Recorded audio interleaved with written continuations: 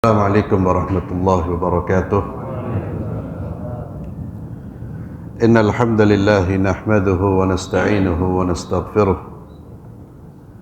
wa na'udzu billahi min shururi anfusina wa min sayyiati a'malina. May yahdihillahu fala mudilla lahu wa man yudlil fala hadiya lahu. Wa asyhadu an la ilaha illallah wahdahu la syarika lahu. Wa asyhadu anna Muhammadan abduhu wa rasuluhu la nabiyya ba'dah wa ba'd.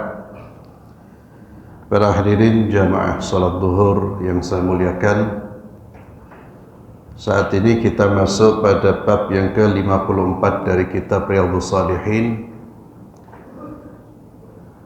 Bab ini berbicara tentang keutamaan menangis karena rasa takut kepada Allah Subhanahu wa taala. Seseorang bisa jadi menangis karena rasa takut kepada Allah, atau dia menangis justru karena tiadanya rasa takut kepada Allah Subhanahu wa taala. Ada pula yang menangis karena naluri atau fitrah kemanusiaannya. Dan dari semua jenis tangisan tersebut, yang dianggap sebagai tangisan ibadah bernilai pahala adalah mereka-mereka yang menangis karena rasa takutnya kepada Allah, karena pengagungan kepada Allah, karena rasa cintanya kepada Allah. Artinya tangisannya karena Allah Subhanahu wa taala. Tidak termasuk tangisan yang bernilai ibadah orang yang menangis karena tim bolanya kalah umpamanya, terus dia menangis, atau karena melihat sinetron kemudian dia menangis. Ini bukan tangisan yang bernilai pahala ya. Tangisan yang istimewa itu tangisan orang yang ketika mengingat Allah, mengingat surga, mengingat neraka, karena rasa takut, atau mengingat karena rasa cinta rindu kepada Allah. Ini merupakan tangisan yang disebutkan fadilahnya oleh Allah Azza wa Jalla dan juga baginda Nabi kita Muhammad sallallahu alaihi wasallam. Di dalam surat Al-Isra ayat 109, Allah Azza wa Jalla memuji hamba-hambanya yang khusyuk, yang memiliki rasa takut kepada Allah. Allah Azza wa Jalla berfirman, wa yakhruna lil adqani yabkuna wa yaziduhum khusyu'a. Dan mereka menyungkurkan wajah sambil menangis dan mereka bertambah khusyuk. Ini pujian bagi orang-orang yang khusyuk ketika mendengarkan ayat-ayat Allah yang dibacakan kepadanya. Dia fokus pada nasihat dan peringatan Al-Quran, sehingga dia jatuh tersungkur seraya bersujud kepada Allah dengan tujuan mengagungkan, memuliakan, sekaligus tunduk kepada Allah. Ini pujian Allah kepada mereka yang hatinya bergetar, khusyuk mendengarkan ayat-ayat Allah, sampai-sampai mereka tersungkur sujud demi mengagungkan Allah Subhanahu wa ta'ala. Di dalam surat An-Najm ayat 59-60, sebaliknya Allah mengecam orang-orang musyrikin, di mana mereka ketika mendengarkan ayat-ayat Allah Subhanahu wa ta'ala justru mereka melakukan penolakan dan bahkan mereka menertawakan ayat-ayat Allah. Afamin hadzal hadits ta'jabun wa tadhakuna wa la tabkun. Maka apakah kalian merasa heran terhadap pemberitaan ini, dan kalian tertawakan dan tidak menangis?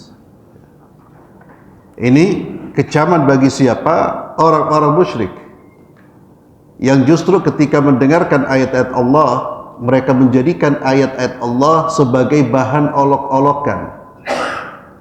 Mereka menertawakan orang-orang yang membaca ayat-ayat Allah Azza wa Jalla. Dan sangat disayangkan, perilaku orang-orang musyrik, perilaku orang-orang kafir ini juga terkadang terlihat dari sebagian orang yang mengaku dirinya muslim. Mereka mempermainkan ayat-ayat Allah, terkadang bercanda dengan membawa ayat-ayat Allah dalam rangka untuk membuat orang tertawa. Terkadang membawa hadis-hadis Rasulullah SAW dalam rangka untuk membuat orang tertawa. Padahal Allah Azza wa Jalla, Rasulnya, syariatnya, ajarannya itu tidak boleh digunakan untuk bahan candaan. Karena semua merupakan syiar-syiar Allah yang harus diagungkan. Dan seorang muslim, seorang mukmin yang mengenal Allah, otomatis di dalam hatinya ada pengagungan terhadap Allah dan syariatnya. Dia tidak mungkin, otomatis tidak mungkin melecehkan, tidak mungkin bermain-main. Orang yang bermain-main dengan ayat-ayat Allah itu orang yang menunjukkan bahwa iman di dalam hatinya ini sudah sangat lemah. Maka ikhwani fillah, jangan pernah kita bercanda dengan ayat-ayat Allah, dengan agama Allah. Ya, silakan bercanda dengan hal-hal yang mubah. Islam tidak melarang kita bercanda, Islam tidak melarang kita guyon. Bahkan hidup itu perlu, di situ ada candaan, ada guyonan. Itu seperti milah, seperti garam pada sebuah makanan. Tapi kalau terlalu banyak berbahaya, tapi kalau menggunakan bahan yang berbahaya itu bisa merusak. Maka ingatkan kawan-kawan kita, mungkin di kantor, di tempat-tempat kerja, karena sebagian kaum muslimin masih melecehkan ayat-ayat Allah Azza wa Jalla, dibuat candaan. Ini berbahaya. Dan itu perilaku orang-orang kafir, orang-orang musyrik. Ketika mendengarkan ayat-ayat Allah, mereka justru menertawakan itu. Ya. Kemudian dari Abdullah bin Mas'ud radhiyallahu anhu, beliau berkata, qala lin Nabi sallallahu alaihi wasallam, Nabi kita Muhammad berkata, atau kata Abdullah bin Mas'ud, Rasulullah sallallahu alaihi wasallam berkata kepadaku, Iqra alayya al-Qur'an.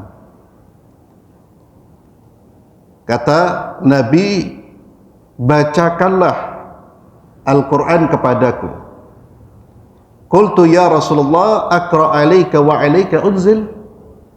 Ya Rasulullah, kata Abdullah bin Mas'ud, apakah saya bacakan Al-Quran kepadamu padahal Al-Quran diturunkan kepadamu? Nabi bersabda, inni uhibbu an asma'ahu min ghairi. Saya senang jika mendengarkan Al-Quran ini dari orang selainku, dari orang lain. Faqara'tu alaihi surat An-Nisa. Maka Abdullah bin Mas'ud membacakan surat An-Nisa hatta ji'tu ila hadhil ayah, sampai datang atau sampai aku membaca firman Allah Subhanahu wa taala, fa kaifa idza ji'na min kulli ummatin bi syahidin wa ji'na bika ala haula'i syahida. An-Nisa ayat 41. Sampai aku membaca firman Allah, maka bagaimanakah halnya orang-orang kafir nanti apabila kami mendatangkan seorang saksi, yakni Rasul dari tiap-tiap umat, dan kami mendatangkan engkau ya Muhammad sebagai saksi atas mereka. Ketika Nabi Muhammad SAW mendengarkan ayat ini, sampai pada ayat ini, mendengarkan Abdullah bin Mas'ud membaca ayat ini, qala hasbukal an, cukup sampai di sini. Faltafattu ilaih fa idza ainahu tadrifan. Maka ketika Nabi mengatakan cukup sampai di sini, aku pun menoleh kepada beliau. Aku melihat beliau dan ternyata kedua matanya berlinang air mata. Hadis ini riwayat Imam Bukhari dan Muslim. Maka di dalam hadis ini ada beberapa pelajaran. Yang pertama, keutamaan seorang sahabat yang bernama Abdullah bin Mas'ud. Dan beliau ini salah seorang sahabat yang alim, yang dikenal sebagai ulamanya sahabat, dan orangnya perawakannya kecil, betisnya kecil, sehingga pernah naik sebuah pohon terombang-ambing di atas pohon itu. Ini menunjukkan apa? Ringannya badan beliau, sehingga otomatis para sahabat itu melihat itu ya lucu, ya manusiawi melihat seperti itu, tertawa mereka. Kata Nabi SAW, demi Allah, betisnya Abdullah bin Mas'ud ini lebih berat di sisi Allah daripada gunung Uhud. Menjadi mulia, berat di sisi Allah dengan apa? Dengan iman, dengan ilmu, dengan akhlak. Ini Abdullah bin Mas'ud, dan ini keutamaan Abdullah bin Mas'ud. Nabi Muhammad SAW meminta kepada Abdullah bin Mas'ud untuk membacakan Al-Quran di hadapan Rasulullah SAW. Yang kedua, dianjurkan agar mendengarkan bacaan Al-Quran dari orang lain.